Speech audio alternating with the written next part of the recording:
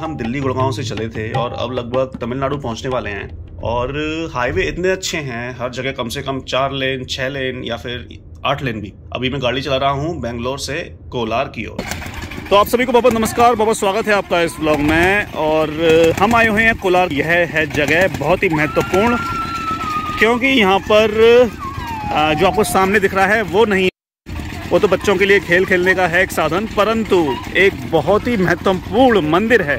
और वो मंदिर हम इसलिए आए हैं क्योंकि बेविन को वहाँ पे मंदिर में जाने का बहुत ज़्यादा इंतज़ार था। तो यह एक धार्मिक स्थल है और यहाँ पे भगवान शिव की पूजा आराधना की जाती है और बहुत दूर दूर से यहाँ पर लोग आते हैं। क्या देख कहीं ना क्या यार बाइट माला पूजा शिव मंदिर पूजा छोटा, ये छोटा ही है नहीं, एक और है। ओ दीपक, दीपक अंदर तुम्हें जला बेबिन दीपक जलाओगे? हाँ। ठीक है, यस यस। पेटीएम ठीक है ना?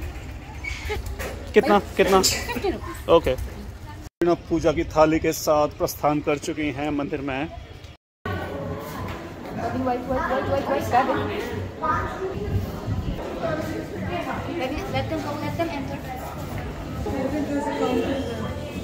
ओम नमः शिवाय, नमः शिवाय, ओम नमः शिवाय, ओम नमः शिवाय, ओम नमः शिवाय, नमः शिवाय, ओम नमः शिवाय, ओम नमः शिवाय, ओम नमः शिवाय, नमः शिवाय, ओम नमः शिवाय। सर्वे भवन्तु सुखिनः, सर्वे सन्तु निरामयाः, सर्वे भद्राणि पश्यन्तु,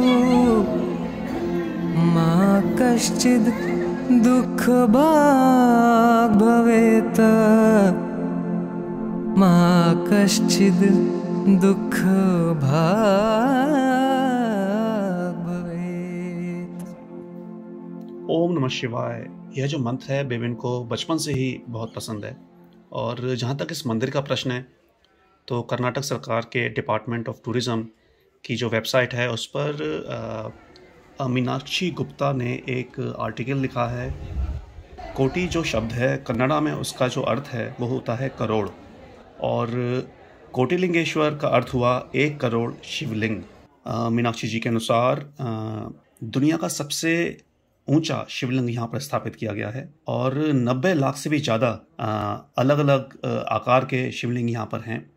अभी इसी व्लॉग में आपने एक मंत्र सुना होगा, सर्वे भवन्तु सुखिनः, सर्वे सन्तु निरामयाः।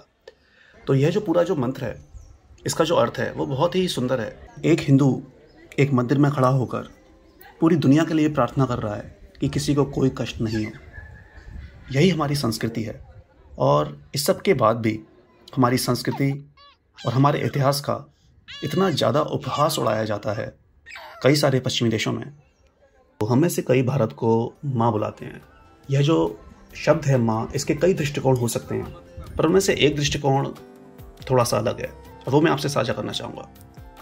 हमारे भारत के बंगाल के एक व्यक्ति ने ब्रिटेन में जाकर उनको शैम्पू का उपयोग कैसे किया जाता है वो सिखाया। तो शायद यह भी कहा जा सकता है कि जिस प्रकार से एक माँ बच्चे को नहाना सिखाती है, वैसे ही भारत ने यूरोप में जाकर वहाँ के लोगों को नहाना सिखाया, शैम्पू का उपयोग सिखाया। और जिस प्रकार से एक माँ बच्चे को टॉयलेट ट्रेनिंग देती है, यानी कि शौच करने की सही मुद्रा सिखाती है, शौच कैसे किया जाता है वो सिखाती है, उसी प्रकार से आज कई सारे पश्चिमी देशों में शौच की सही मुद्रा सीखी जा रही है। और यही नहीं, शौच के बाद किस तरह से साफ़ किया जाता है, किस प्रकार से हाइजीन मेंटेन की जाती है, वो भी ये लोग अभी सीख रहे हैं। नहाना हम लोगों से इन्होंने शैम्पू के द्वारा सीखा, शौच की सही पोजीशन ये हमसे सीख रहे हैं, और शौच के बाद साफ़ सफाई कैसे की जाती है ये हमसे अभी भी सीख रहे हैं। इस सब के बाद बड़ा कष्ट होता है कई लोगों को जब उनसे ये कहा जाता है कि इंडियंस को यूरोपियंस ने आके सिविलाइज़ किया। और व्लॉग को आगे बढ़ाने से पहले मैं जल्दी से जाते जाते आपसे एक बात और साझा कर देता हूँ फ्रांस में वोल्टेयर सबसे महान फ्रेंच फिलोसोफर्स में से एक माने जाते हैं, और यूरोप की इतनी महान हस्ती ने क्या कहा भारत के बारे में जरा पढ़िए। उनको विश्वास था कि सब कुछ गंगा नदी के तटों से ही आया है। गंगा नदी यानी कि भारत ही स्रोत है। तो भारत माँ ने सिर्फ नहाना, खाना, शौच करना इत्यादि नहीं सिखाया, बहुत कुछ सिखाया है। और क्या क्या सिखाया है उसको देखने के लिए आप प्लीज़ कैरोलिना का वीडियो जरूर देखिएगा। ठीक है, तो आप थोड़ा सा देख के आश्चर्यचकित हो सकते हैं हम इस समय कहाँ पर हैं। तो एक्चुअली हुआ यह है कि हम कार चलाते चलाते आ गए हैं पोलैंड में। तो ये पोलैंड के जंगल में हैं हम इस समय, और यहाँ पर हमारा नेविगेशन भी काम नहीं कर रहा है। ठीक है, चलो अब थोड़ा सा मैं बात को सही तरीके से बताता हूँ। हम पोलैंड नहीं है भाई, हम हैं इस समय कर्नाटक आंध्र प्रदेश बॉर्डर, कर्नाटक और आंध्र प्रदेश के बॉर्डर के पास में। और हुआ ये कि हम यहाँ पर वो शिवलिंगम वाला जो मंदिर था वहाँ पर गए थे, और उसके बाद जब हम वहाँ से अब आए तो हमें नेविगेशन ने इस अजीब छोटे से रोड पर लाकर छोड़ दिया, और यहीं से हमें जाना है कृष्णागिरी जो तमिलनाडु में है। और कृष्णागिरी में खासकर कैरोलिना को बहुत ही ज़्यादा प्रतीक्षा है, और सही बताऊँ तो हम सबों को है।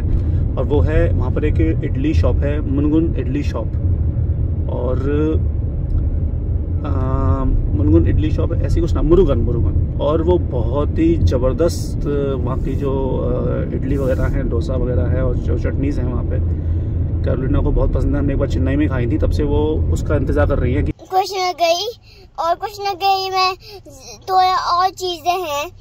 नहीं, कृष्णागिरी नहीं बेटा, ये है कर्नाटक, और इस बूम बैरियर के बाद में वो है आंध्र प्रदेश। और आंध्र प्रदेश जाए है वहाँ से, और आंध्र प्रदेश में दूसरी चीजें हैं। और हम बेंगलुरु से आंध्र प्रदेश आए हैं, और हम्पी में बहुत मजा आया। इंतजार की घड़ियां समाप्त हो चुकी हैं, हम बहुत लंबी गाड़ी चलाकर पहुंच गए हैं मुरुगन इडली शॉप।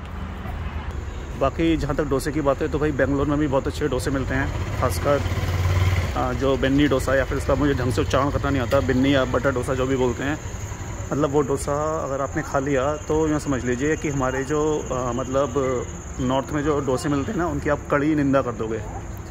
और भाई यहाँ पर अगर आपने आके इडली खा ली ना और यहाँ की चटनी खा ली तो मतलब आपकी शक्ल बदल जाएगी। इससे ज़्यादा मैं क्या बोलूँ। और यहाँ पर मेन्यू तो नहीं है, लेकिन डोसा कई प्रकार के हैं और इडली भी है 2 प्रकार की, जहाँ तक मेरे को समझ में आया है। और बस अब आने का इंतज़ार है, मेरे ख्याल से आ ही गया है ऑलरेडी।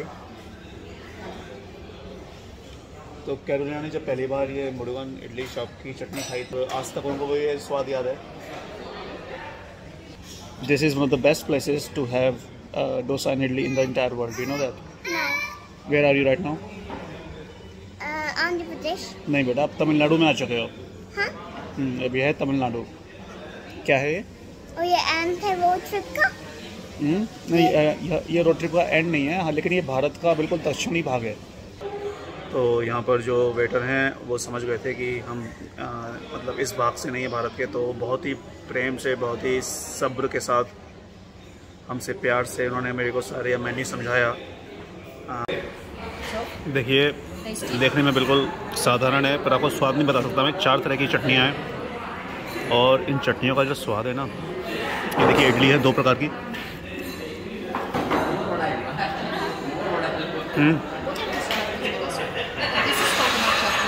है यहाँ की मिठाई, इसको बोलते हैं क्या बोला था, स्वीट पोंगल नो पोंगी।